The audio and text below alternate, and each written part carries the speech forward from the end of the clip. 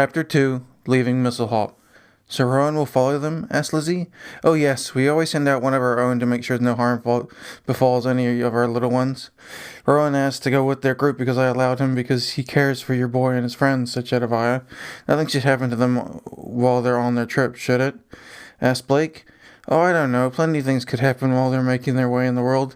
But you shouldn't worry. They're bright and resourceful and should make a fine way through the walk to the tomb. It's not up to us to make it easier for them, and Rowan's just there to make sure we can track their progress. They won't even know he's there, said Jedediah.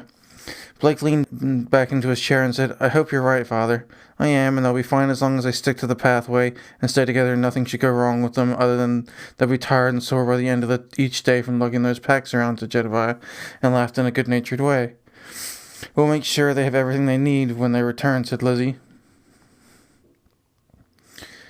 They had been walking for hours when they spotted the little shack on the side of the road. It was a ramshackle building with a yellow shingled roof and a large wooden fence all the way around the perimeter.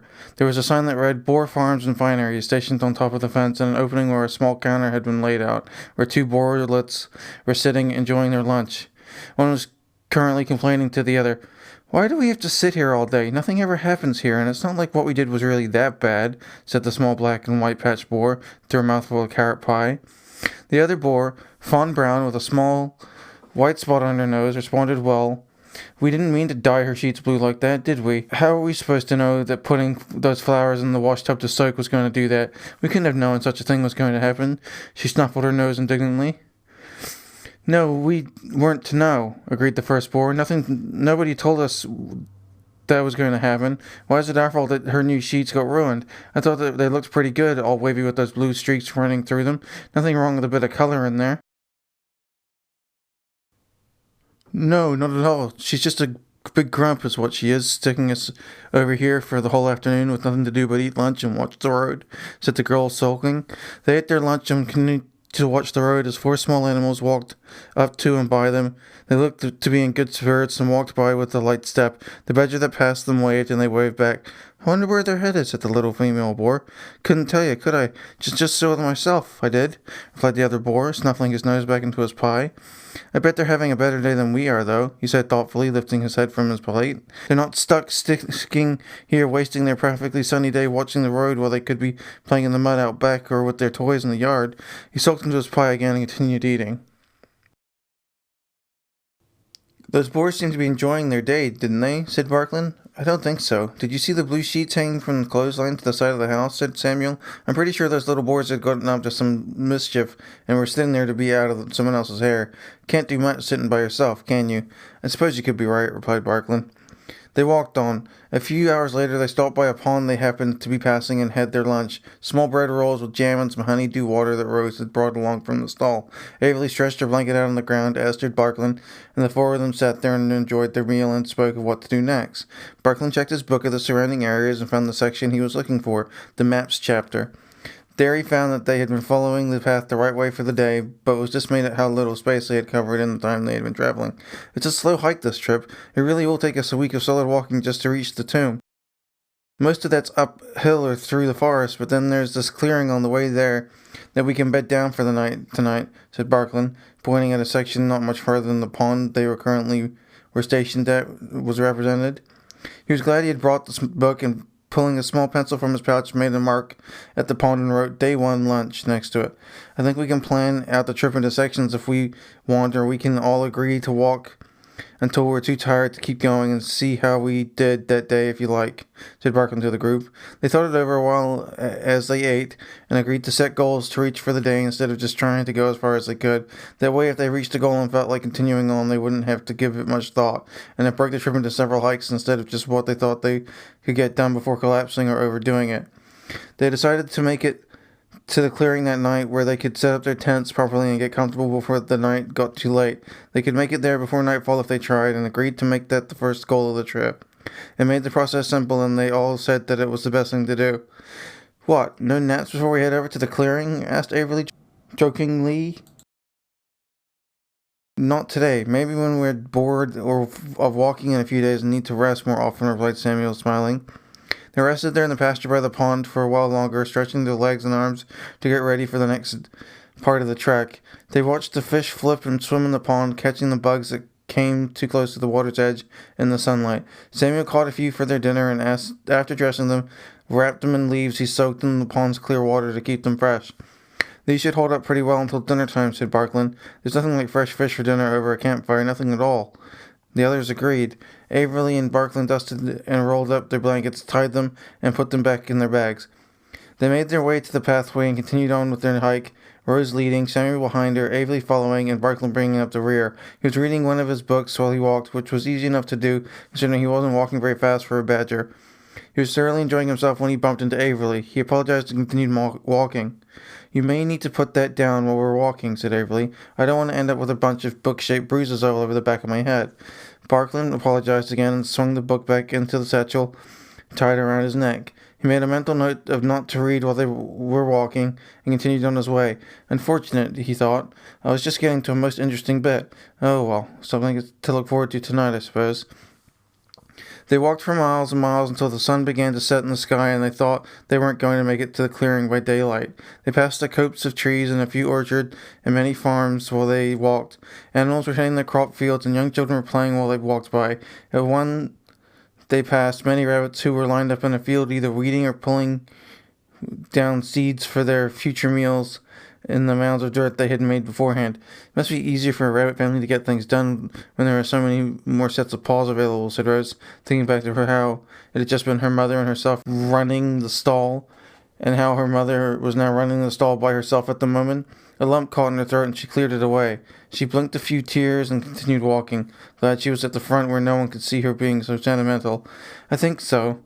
But then you've got so many more mouths to feed come supper time, replied Samuel, noticing the little shudder that Rose had given.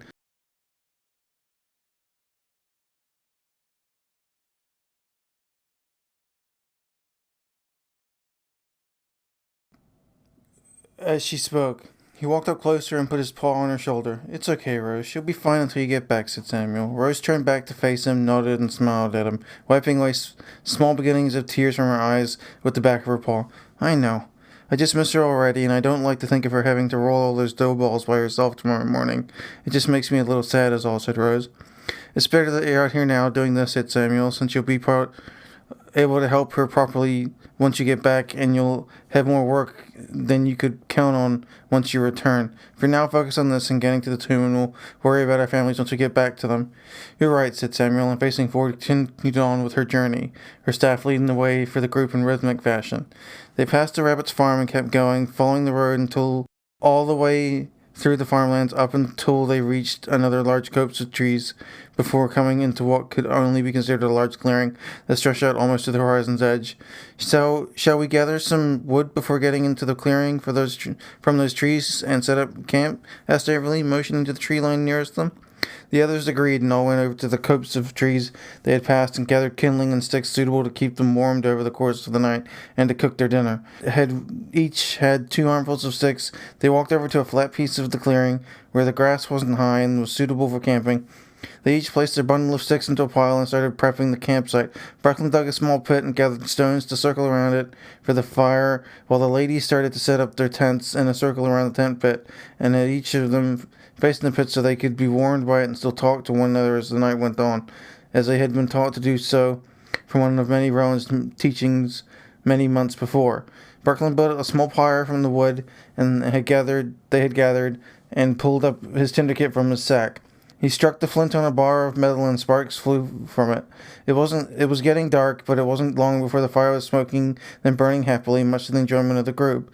Samuel arranged the fish he had caught over some sticks, and watched them cook and fill the night's air with the wonderful smell of baking fish. They warmed bread by the fire to go along with it. As the food cooked, they sat in their tents on their warm blankets and watched the stars come out. They must be millions of them, said Barkland, looking up at the sky. I would think so. They're very pretty. Do you know any of the constellations? Asked Rose. Only some of them, said Barkland, pointing up to his right. Do you see those 5 there, the way they make a sword pointing to that bright star there? Rose said she did. That's Marlin's sword. It points the way to true northern star in the sky. So if you can find her sword and that star, you know that you're heading north, and if you keep it to your back, you're heading south. Those 6 there, this direct tail is the night ram. It's a mystical old constellation from the older religions and means to strengthen the night, if I remember correctly. There's many more, but they're not coming out yet. Maybe we'll see them before we go to sleep tonight." "I do hope so," said Averly, looking at the northern star and Marlin's sword beneath it. "They're truly very pretty. I never knew the name of the constellation, but I used to watch it while the caravan was moving in the night when we were traveling. It used to give me hope that I could find my way out of the situation." She wrapped herself in a blanket and moved closer to the fire pit. "Well, now you have found your way out, and we get to spend our time with you, and I'm happy to teach you more of the constellations as they come out tonight, if you would like," said Barklin. "That would be lovely," said Averly, and smiled at him through the smoke of the fire. "The fish are ready," said Samuel, bending over the staked fish and pulling them out from the fire. He pulled the warm bread rolls, now a deeper brown than they had been as they had gone near the fire, from the stones they had been resting on, and placed them on his lap. He tore the rolls in half, spreading them open, one for each of them, and laid the fish out on the bread and handed it out. "Careful with the bones," said Samuel. They ate under cover of starlight and thought about their travel so far.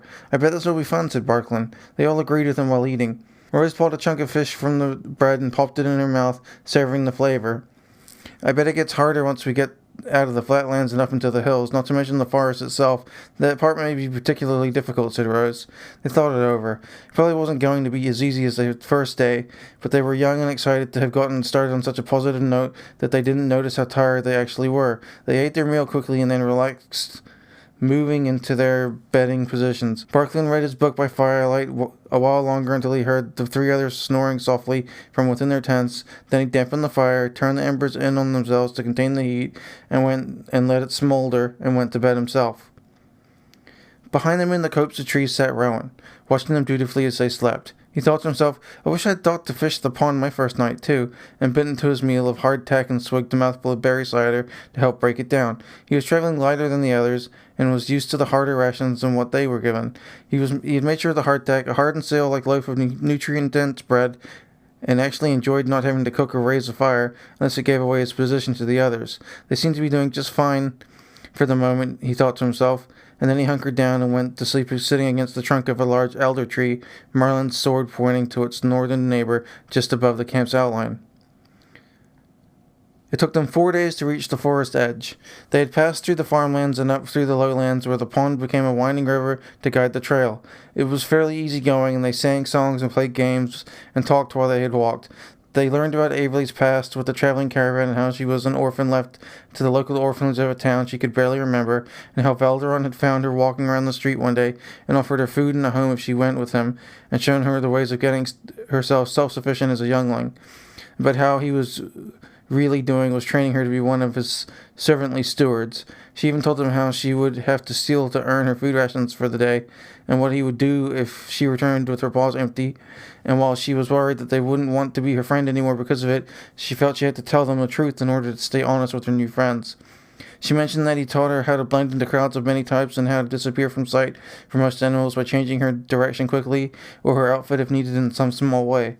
The others had listened quietly and then asked her if she liked stealing, to which she replied instantly that she did not and wished she had never been found by Averluton. Rose told her, "Then I don't think it matters as long as you don't keep doing it." "Do you think I'm a bad wolf?" asked Averly, worried. "Not really. I think you were taught bad things by a bad hare, and then used those skills to eat because you had no other way of fending for yourself, and it's not like you ever hurt anyone while you were doing it, right?" said Rose. Samuel and Barklin agreed with her, and Barklin patted Averly on the back. Averly breathed a sigh of relief and thanked them all for their understanding. "I thought you were going to tell me to get lost," said Averly.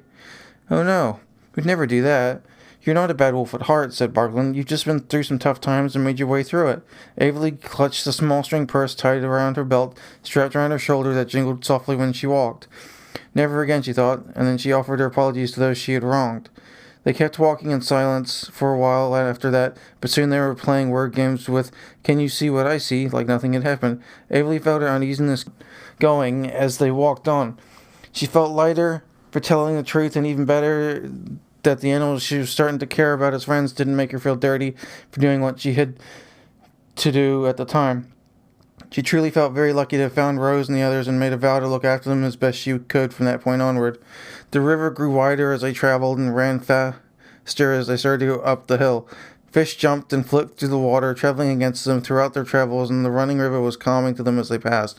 Each day they caught a few fish and had them for supper. Sammy made sure to keep a few in his bag, gutted and wrapped, and each night they were well fed. A few times throughout their walk, the river would bend off from the road, only to swing back into view hours later.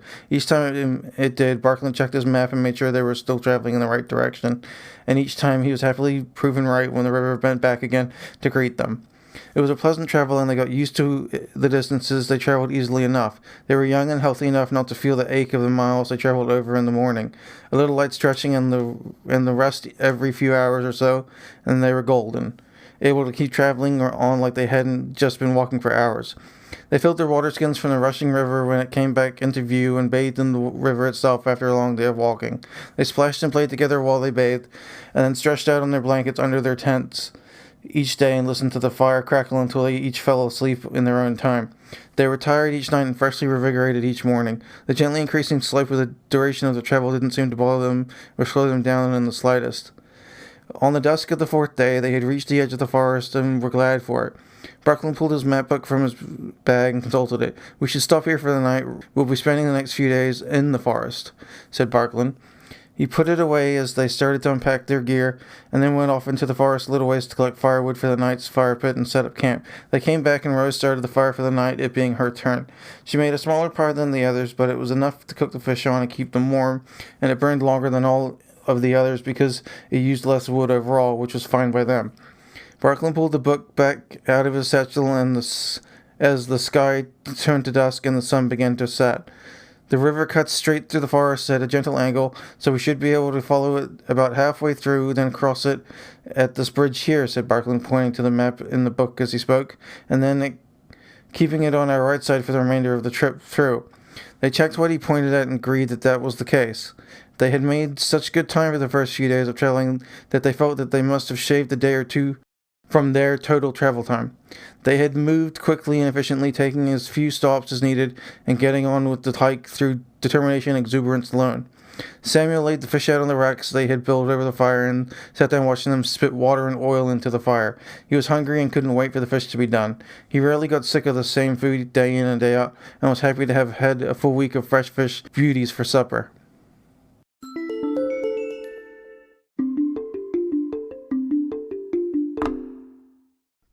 Please visit anchor.fm/divergentmind to leave a message so that I may get back to you. Thank you. Have a nice day. So Anchor is asking me to ask you to support me financially. I would ask that you go to my Patreon to do that, which is patreon.com/divergentmind. It means you can either become a monthly subscriber at a different tier of $1 to $3 to $5. I'm not looking for a lot. I'm not asking for a lot. I'm not asking for anything. This is going to go to the end of my podcast. I don't like it when podcasts straight up ask you for money when I'm doing okay. Well, I'm not doing okay. I'm surviving now to the point that I can make this. I would love to be able to make improvements to this by, say, getting... So basically, I'm running off an iPad, and I would like to improve it by getting different things that would make it better.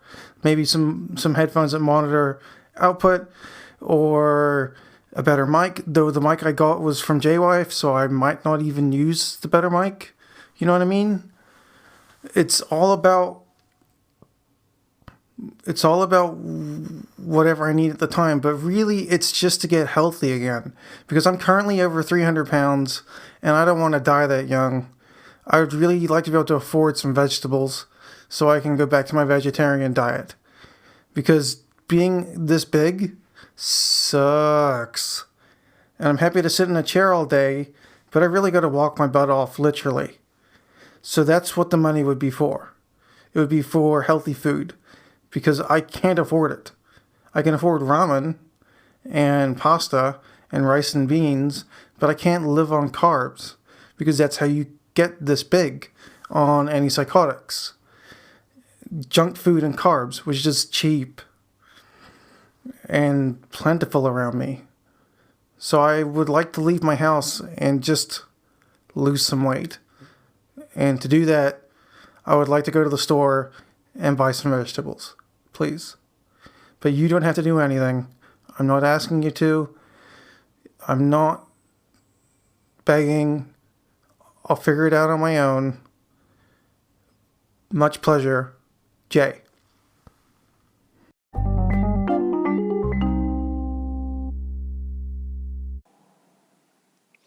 Hey, people, take a listen to the Divergent Mind podcast.